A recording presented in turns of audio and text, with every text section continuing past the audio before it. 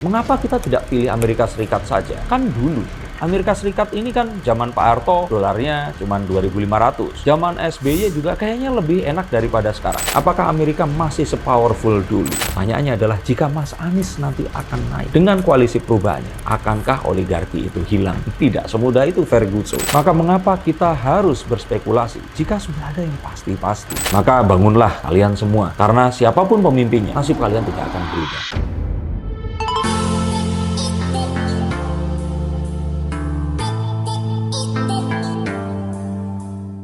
Saya heran, para pendukung Mas Anies Baswedan dan koalisi perubahannya. Ini serius berpikir kalau ternyata mereka yang akan memenangkan pemilu, hidupnya nanti akan berubah secara drastis menjadi lebih baik. Tiba-tiba hidup akan terasa lebih ringan, harga akan lebih murah, lapangan pekerjaan akan lebih banyak, dolar akan turun. Kalau merujuk kata jin di dalam satu iklan rokok, ngipi.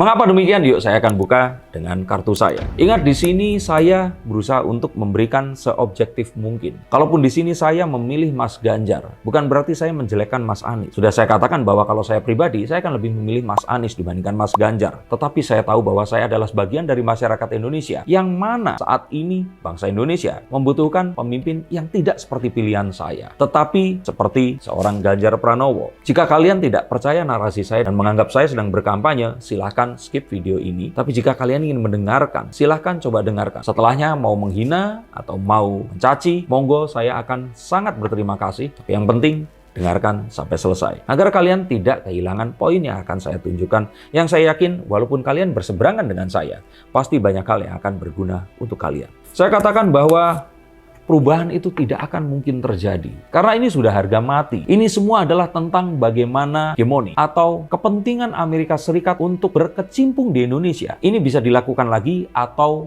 sulit untuk dilakukan seperti 9 tahun yang lalu saat Pak Jokowi memimpin kabinetnya dan berusaha untuk berdiri di kaki sendiri, tidak dipengaruhi secara penuh oleh Amerika Serikat. Saya katakan bukan artinya anti alergi atau tidak ada sama sekali, tetapi pada porsinya.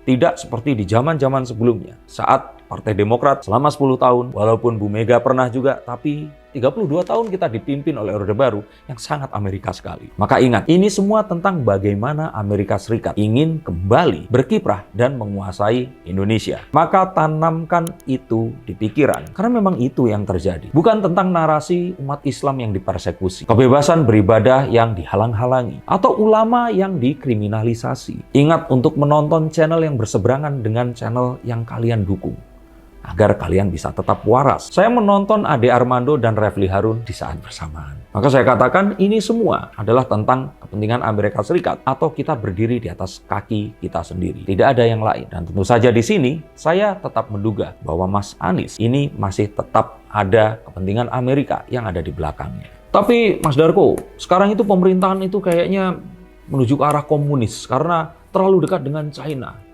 Orang-orang dari China itu banyak datang ke sini. Saya katakan orang China ini adalah Chungkuoren atau orang Chinese, bukan orang Indonesia. Kalau orang Indonesia itu Ingni Chungkuoren. Jadi orang Indonesia yang keturunan China. Mereka adalah warga negara Indonesia, yang bedakan hanya kulitnya saja, sipit, dan kebudayaan mereka yang berbeda dengan mayoritas kebanyakan bangsa yang disebut sebagai pribumi. Tapi bukan mereka yang dibicarakan, melainkan orang-orang yang datang dari China daratan. Tapi orang Indonesia ini mencampur adukan hal itu tadi. Ada benarnya, tapi sedikit. Lebih banyak salahnya. Mengapa? Kita akan buka kartunya. Yang pertama harus dibahas adalah bukan Indonesia ini mendekati China atau ingin dipengaruhi oleh China.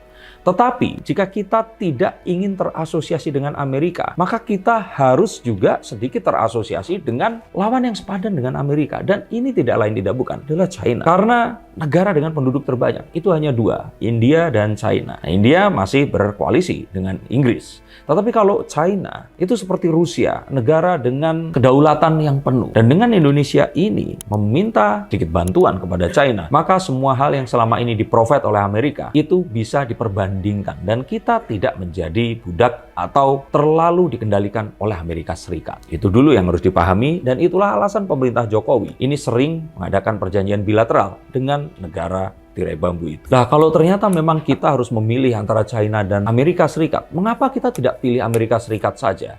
Kan dulu Amerika Serikat ini kan zaman Pak Harto dolarnya cuma 2.500. Zaman SBY juga kayaknya lebih enak daripada sekarang. Kita tidak boleh lupa bahwa kondisi sosial ekonomi di Indonesia ini bergantung penuh kepada geopolitik dunia. Dan di saat ini seluruh dunia itu krisis. Indonesia bahkan termasuk yang tidak krisis di sini. Jika ternyata kita ingin kembali ke Amerika, oke, let's say kita menganggap itu adalah sebuah ide yang baik. Tapi apakah Amerika masih seperti yang dulu? Apakah Amerika masih sepowerful dulu? Dengan pengumuman dari The Fed yang mereka ini tidak sanggup untuk membayar hutang, maka kita katakan bahwa Amerika saat ini pun sedang krisis. Dan mereka sedang kebingungan dengan urusan dalam negeri mereka sendiri. Beberapa negara pun sudah mulai berencana, bahkan sudah tinggalkan dolar Amerika dalam perdagangan mereka. Di satu sisi yang berbeda, China ini mengalami pertumbuhan dan perkembangan yang sangat pesat dibandingkan 20-30 tahun yang lalu. Dan secara budaya dan juga genetika, bangsa Indonesia lebih dekat dengan saudaranya di China, sesama Asia. Maka ini berbeda dengan tahun 90 dan 2000-an dahulu. Ini 2023 dengan internet yang sangat cepat, digitalisme yang sedang pesat-pesatnya, dan perkembangan artificial intelligence dan blockchain yang tidak dapat dibendung lagi. Masih yakin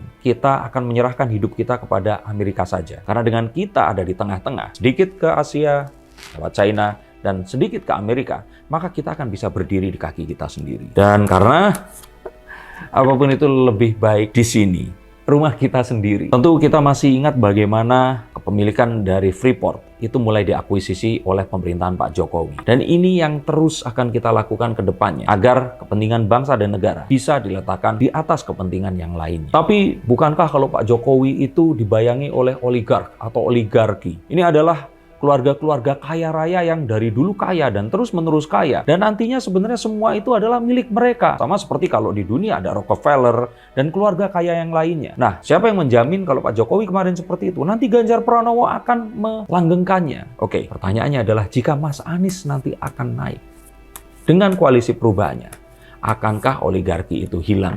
Tidak semudah itu, Ferguson. Karena oligarki itu akan selalu ada. Mereka ini adalah tangan-tangan yang akan menjadi perantara, jembatan yang akan menghubungkan antara dana dari luar negeri dengan Indonesia. Dan merekalah yang membuat perekonomian ini bergerak. Takutnya nanti kalau China itu menguasai, nanti kita akan dikuasai oleh konglomerat-konglomerat Chinese yang akan tetap melanggengkan kekuasaan mereka. Iya, dari dulu juga mereka ini ada. Tapi apakah mereka ini terus kemudian melarikan uangnya ke luar negeri atau mendatangkan orang China ke Indonesia dan menguasai lahan-lahan yang ada di sini? Itu hanyalah narasi yang ingin dimunculkan oleh para oposisi. Pada kenyataannya hal tersebut tidak terjadi. Dan Presiden Jokowi masih tetap melindungi hal tersebut tadi. Melindungi untuk tidak terjadi ya. Maka jika ternyata penguasaan China atau orang keturunan China di Indonesia, Ingni Huarun di Indonesia, nggak usah Jokowi, zaman Pak SBY, Bu Mega, dan Pak Harto, ya orang kayanya adalah orang-orang itu lagi. Pemilik Sinarmas, pemilik Lipo Group, Mayapada, mereka ini akan selalu ada karena mereka ini adalah orang-orang yang memang gigih dalam pekerjaan mereka dan mau melakukan yang tidak mau dilakukan oleh para pribumi yang asli dari tempat itu tadi. Ini adalah sebuah hal yang wajar oleh seorang perantau. Mengapa seperti itu? Karena orang China di Cina nggak segiat orang China yang di Indonesia. Dan hal ini serupa dengan Amerika.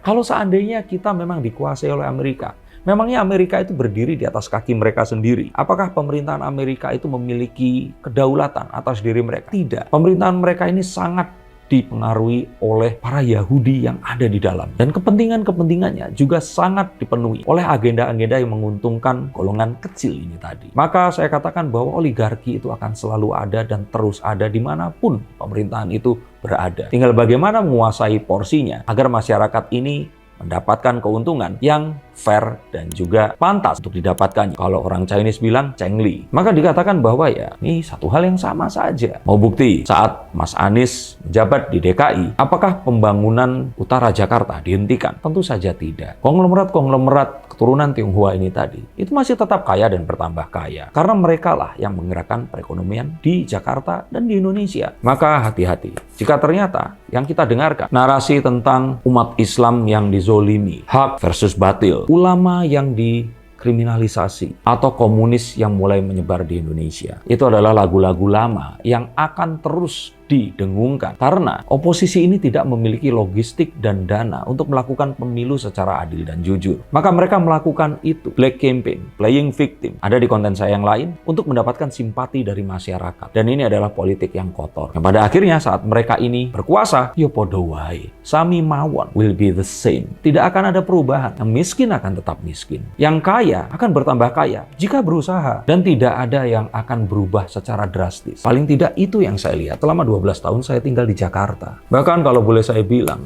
perubahan yang sebenarnya adalah saat Ahok dulu menjabat. Itu perubahan terbesar yang sangat mendasar dan mungkin melandasi perubahan-perubahan yang sekarang ini ada. Saat itu, Ahok sama dengan Pak Jokowi masuk ke Jakarta dan merubah Jakarta dan terus kemudian Indonesia. Tapi nggak apa-apalah Mas Darko. Biarkan saja oposisi ini dikasih kesempatan lah.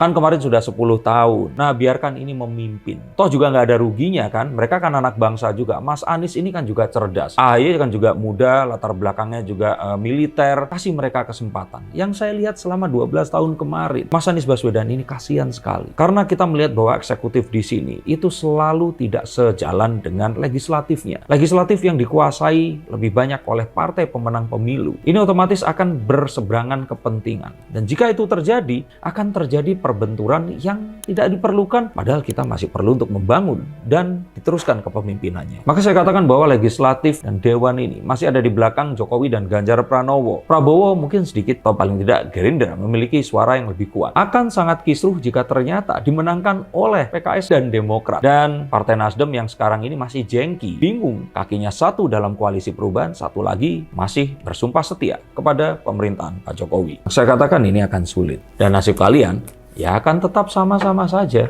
Mungkin di awal akan terlihat beberapa program itu dilaksanakan untuk menunjukkan bahwa apa yang dijanjikan ini terjadi. Tetapi dari banyak sekali janji pemilu yang pernah saya alami selama 45 tahun hidup di Indonesia, baru di era Pak Jokowi, janjinya ini mungkin 80%-nya itu terwujud. Pembangunan di Indonesia Timur terutama yang mulai muncul dan keadilan sosial bagi seluruh rakyat Indonesia ini terwujud nyata di depan mata. Walaupun tentu saja belum 100% sempurna. Dan jika kalian berpikir hal ini dihentikan sekarang, maka mengapa kita harus berspekulasi jika sudah ada yang pasti-pasti? Dan mana kemarin 3 tahun dalam pandemi, pemerintahan Pak Jokowi ini tidak melakukan hal yang maksimal di dalam. Masa kita mau terus ganti dan ganti lagi? Dan kalaupun kalian berpikir bahwa tiba-tiba kalian mendapatkan sejumlah uang, bantuan langsung tunai yang lebih besar, atau lapangan kerja yang terus kemudian ada di mana-mana, yang otomatis harus perlu dilakukan industrialisasi di sana. Atau harga dolar yang terus kemudian jadi melemah dan rupiah menguat. Kalian pikir itu semua tidak perlu uang. Nah, negara ini kalau mau dapat uang, tentu saja harus ada aliran uang dari luar negeri. Dan jika ada hal tersebut, apakah mereka akan merelakan uang itu begitu saja? Dan jika ternyata ada hal di belakangnya, bukankah itu sama juga dengan hutang? Nah, jika ternyata kita sudah membuat sebuah hutang yang terencana dan memang akan bisa kita kembalikan